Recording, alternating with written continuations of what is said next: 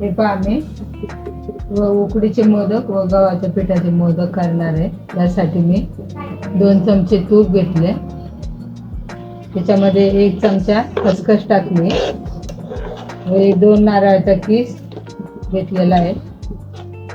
त्यामध्ये 1/2 किलो गूळ टाकला. हा आता छान असं वितळून घेते. सुट्ट होईपर्यंत भाजून घेत आहे.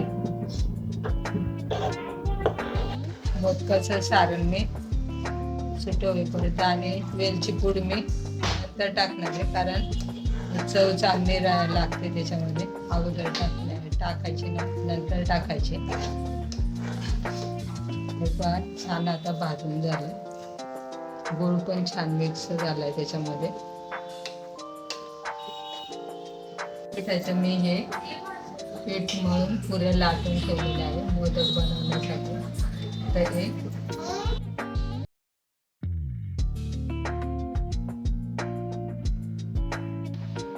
हे पहा छान असं सारण भरून मोदक असं कळ्या पाडून घेते.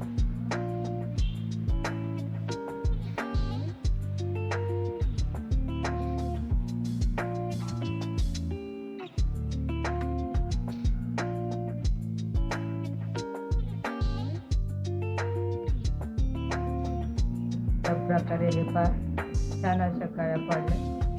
आपण हाताने छान अशा कळ्या पाडू शकतो. त्याला मशीनची किंवा मोदक कशाची गरज पडत नाही. जास्त पीठ हे काढून